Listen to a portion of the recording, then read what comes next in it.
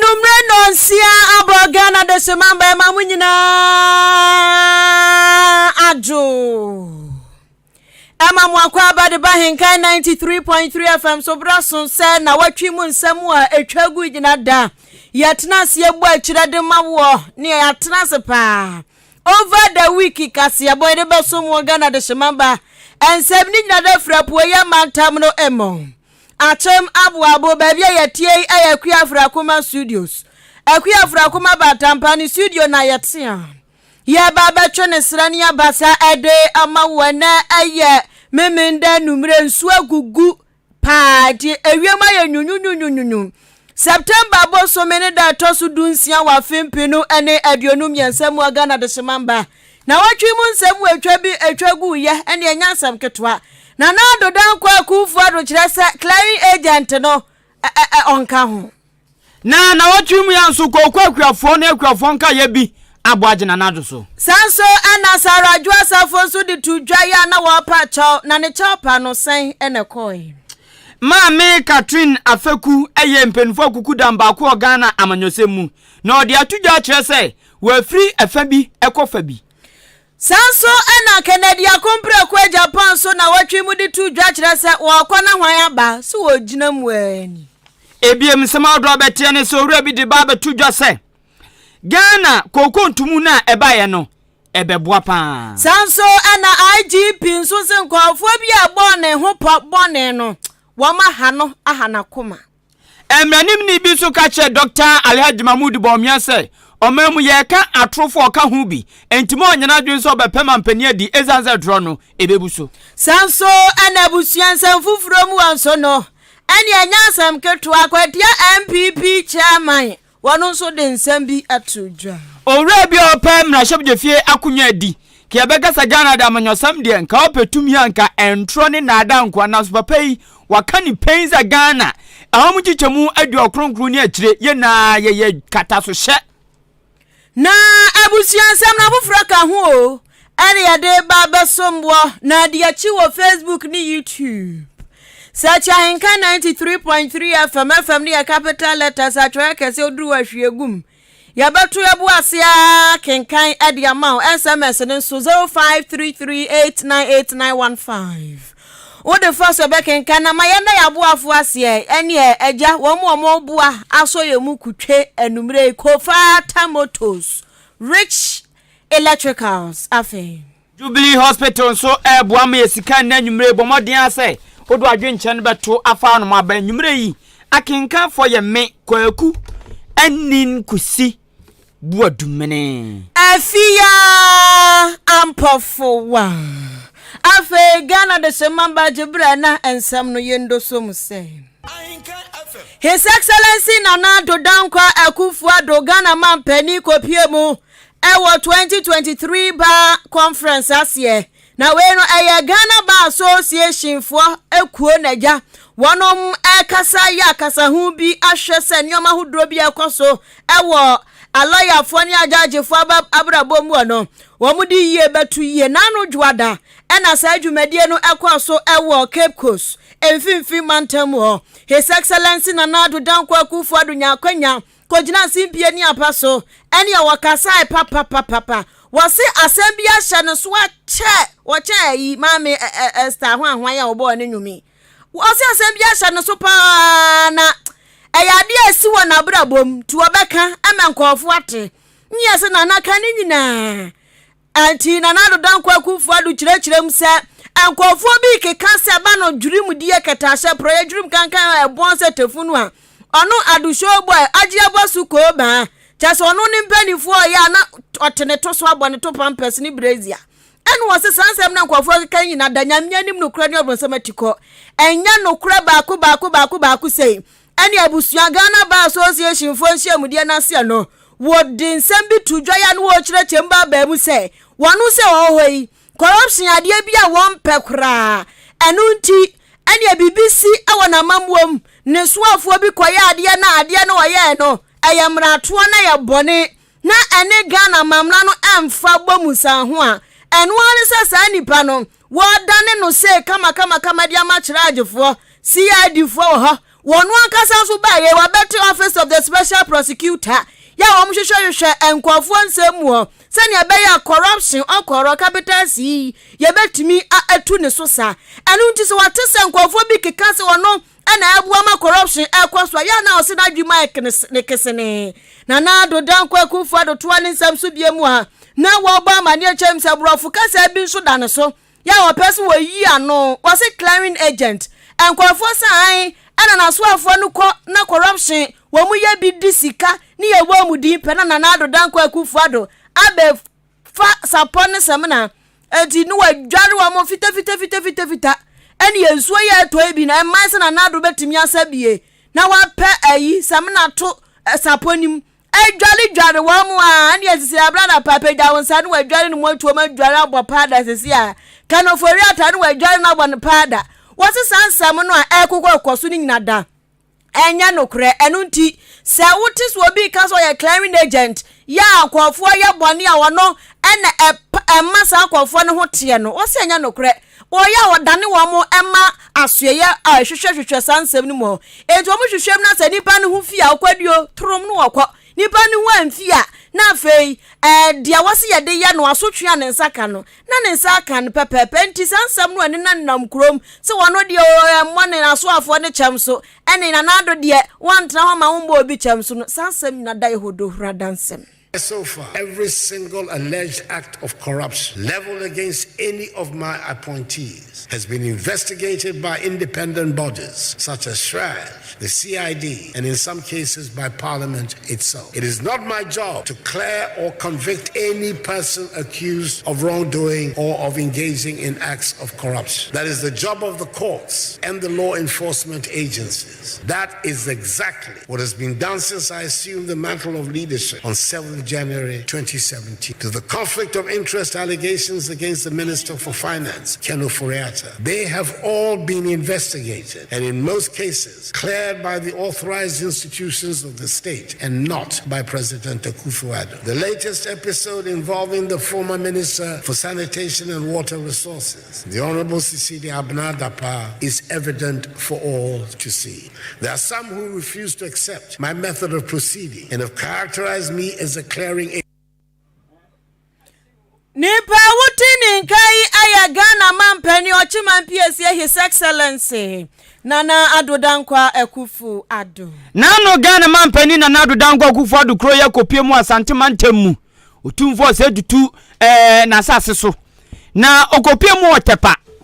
Tepa no oko Nana Jima Prempe Park so. Na ememene da. Omampeni jina simpie na paso abra no mu di dwumasum bi. Na dwumadi a ekoso no efa kokko ho. Tomutu nsa from mampeni so fe nanimo nyam emeta dwumadi no achi. Wa abra ma Ghana mampeni Nana Addo Dankwa Akufo-Addo akonya sa akra so betu nanimo ton. A obejina simpie ni apaso na oguta microphone agya wadwo. Ene nsam de oprobi guo papa cha be a agune anu afiri so betofom se twawo. E prosa na ase media Nana Addo kansem papa. Na de okanya ewoso akuafo ana wo mo dwumadi na sepa ne sei osi 2023-2024 afi we ya ebewu ene afi aye besim no siesie kokko bag wo matum ene kwafo si na no so betum tu this pe ma nwene de en de hu bi da nya de kwaba nti bi da ne tui ana de amotomu hu bi da ne pombo na ma nwene na wa ka so betum de ze fia bi na de ba bia so ena Nana Addo kasa wa video manfobic o manano so a odisika 500 Ghana cedis titiska 5 million akasa de no moto kokko bag ho na kokko bag wo moto no 800 Ghana cedis 8 million o mampeni Nana Addo de 500 Ghana cedis aka ho ama sesi o say kokko bag ye beto no 1308 Ghana cedis ene ye beto kokko bag na say 13 million ene achiri ena afi o say ton no so eno so ma pejam pa woma pejam se boom akọ 20,943 Ghana cedis na eye 12,800 enti ekoba asa no ne woma wo koko na sa na dwumedi na se ene Ghana akuafo bi womo bodge Nana Addo so pa se waya de e koko ntumu we de watene ni nem papa asempena foforo no Oh, pa, ye de nyamia sisa ekufuado atu koko mu amayen. Na ba tanso ye nya bi ahwe ye ma. Nyame hira no. Ti maye me ho aye fu no koko afu no ba menye sika bebre. Oh well, increment koko increment no. Well, but amantimi ama farmers na Ghanaians word price. So what I say Ghanaians ehun word price ani ehun de makuyafo a na ebetimi determine say na ehun margin no so what I say for development. It e on mo de well I just almost back but I don't pay me to say ranking member for food and agric or church name but no de your position to public nefa percentage ni so the 2 mu no a be say is kakese but as at now September ya increase utility service e ho no mo hwe aban wayad ba efita ma yewo me de medru kuko mi uze kuko ya tumu adru abro 1 million da entumu bi entum aban bi eni ho no ma be bi odi akodure obeba obesa bete so nti yanimu an ye kon nti enti yanimu an ye kon no Ghana kuafo bi ni adehye bia wo mu ni kokofo krampo na ene Ahenkan news edi saa enkomo yi enu achi enam so ama financial analyst owrebi wa bempa ba ni sikasam toto ya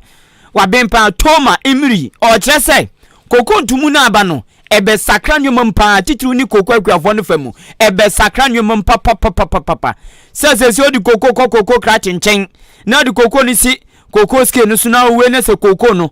64 kilogram enkwa dia nese wabuban one bag no next one bag okoje 1300 eno owura yi echese eyanamuntu papa ebe sakra nwom. The change in the exchange rate, the fact that the increase goes beyond that. Yeah. I see it as a major step towards enabling farmers to be able to stand on their own, where we'll get to a time where they're able to cocoa farming without relying on state subventions, which we can no longer afford for things like fertilizer, insecticides, and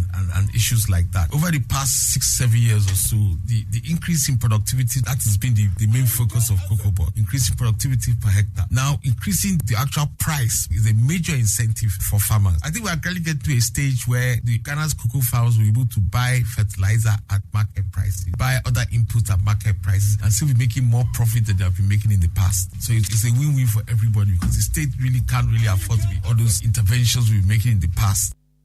Toma Emiri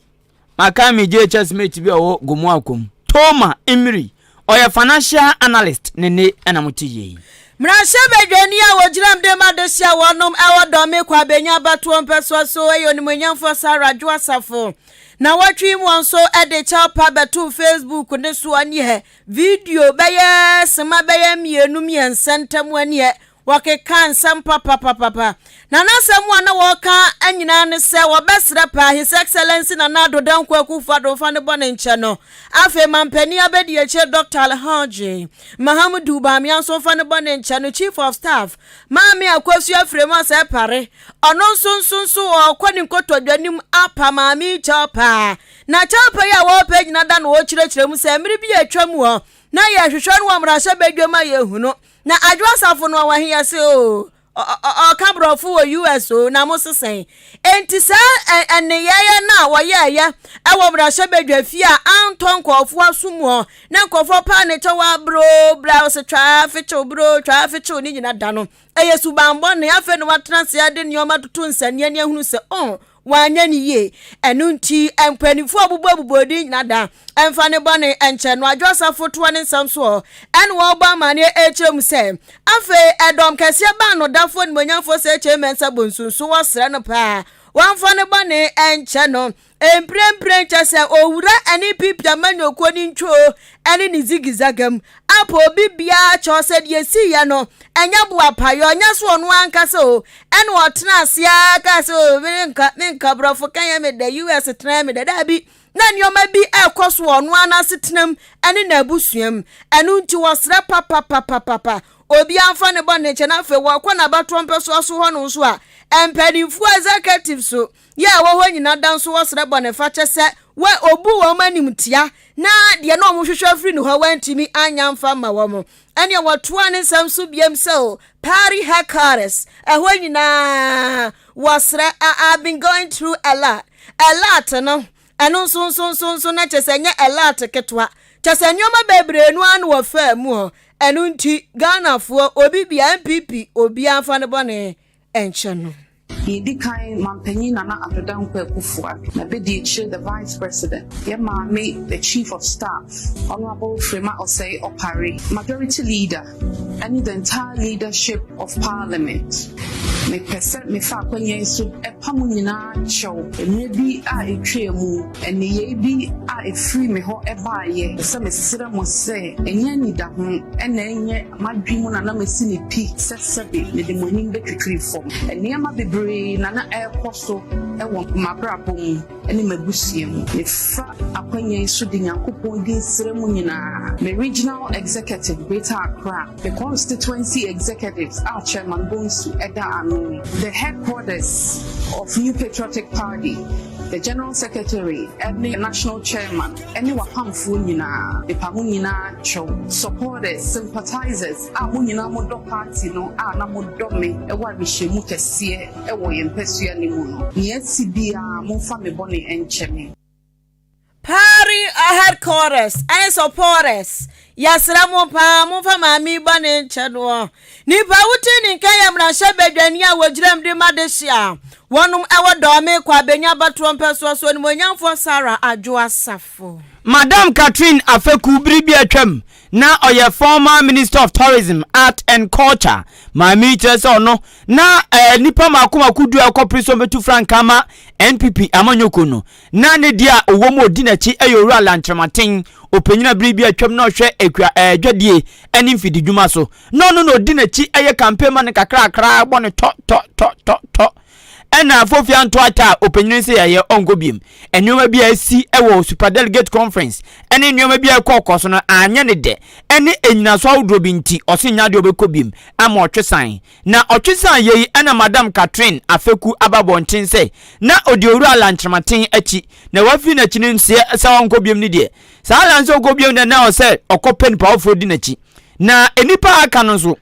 onipa okwakodi na chi eyo mampani abedi echi Dr. Alhaji Mahmoud Bawumia Madam Catherine Eton nsem na oche se Dr. Alhaji Mahmoud Bawumia enipa bia ni bibia di adanse bibia kire esafata so betumi edi NPP amanyoko no enim Mene empenifo edi nkomo mada madwen ho me ankasa no me some party but I have to make a decision and I throw my support, my energy, my talent, my speaking skills and my personality, everything to Dr. Mame Catherine Afeku Bribi atwam no yo so afo hwe ensahwe bia yeso ene yamamne ne yentoto ya wodroso no ena motese okase na Dr. Alhaji Mahmoud Bawumia onsem yeyi ena mranim ni bia ono no ne de ye private legal practitioner NPP am ND samonyoko no so oka won medi nkomo ema wom no ho emranim ni twum berima o jese Dr. Bawumia no manfo atam no ahye wom ani ase by force wom twene tra atese wom pese chenchina wom ya na papa edi nkunim no osi oka ni plane akire wom se so mo ya na se odi nkunim mpo ewo November bosom ne de toso 9 odi wom ekopre no so ntunum na odi NPP party nanima o ka che wo mu plan say wo mu NDC for de wo mu nimpa say Dr. Bawumia ba akansie no ebeye fosa betie ama wo mu 2024 enu nto ka che Dr. Bawumia say mo hano na wo mu so a ehye kete so omna no oba 2024 December bosom ne de to sonson obaje ni mguasiesie tam ama o micronkron Ghana any NPP amanyoko no sanse wo mu NDC for de wo mu nim say Dr. Bawumia ba akansie no ebe mre papa ama wo mu NDC amanyoko no enu nti wo mu nyam na asade ade ne tie no enko no sa na mo fekira ebebere one among all the people saying Kenipa 10 the leader, the one who has serious credibility issue, serious credibility issue. Now as part of your campaign, who we know we are going to win. Who we know we are. Can you stand on any platform in this country and campaign about the economy? Can you? Because you see, your biggest problem that we are facing in the entire country, north, south, east, west, is economy. Economic problem, unprecedented one. And yet, you are perambulating across the length and breadth of the country. So we over my showdown. We are waiting for you and your showdown. We are trying to showdown. Now dollar is hovering around almost 12 cities. You are happy. So over my showdown. Inflation is around 43%. You took it from 15%. The competent one took inflation from 15 and has now taken it to about 43%. Also over my showdown. Our debt was around 122. Now we are across 500. Also over my showdown. ti mranim ni chese Dr. Baumia ni ye bia wa ya twam sem bi okeka ene ono ane performance no mo ha sa showdown na aka so betumi adi Ghana obetumi o se nya de obetumi aye kra private legal practitioner osanso di nkomoma NDC amanyokunu lawyer twum berima Mrashebe Genia wajiram de madesia one more sin central battle perswaso emprempre nipa na ya April ehwe ni mu se November 4 ba so ne akwato am so aba no so waka hu bie oda number 1 no Kennedy no Onimayafo Kennedy akompre kwa Japan wode atu dwaye wo tres wo hu se nkwafo bi popo brimbrim acheche wa mu sipe ache wa mu nti oya na mawedra ana mawedra na me gobiem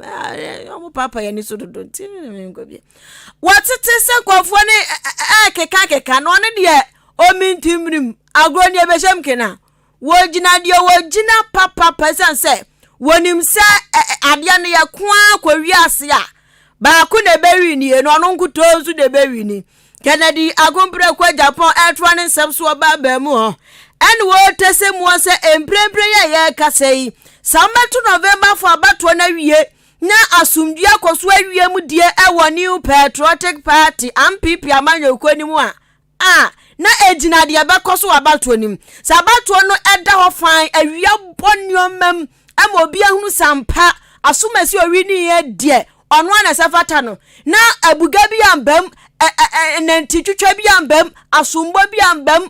entasutie bi ambam ehemu bi ambam na cheseni omakoto oten dia ene obetimi akasa muto aba ne wi a asumdua party ne pe ede akopri 2024 na be ya adwuma na so munim na mutiati akofo ne so ekeka nsam ebubu akutia wie na mu wie meka se ya traba na wie nti mu yenka bom dia na enka bom no twa fechu. I'm not going to step down for anybody.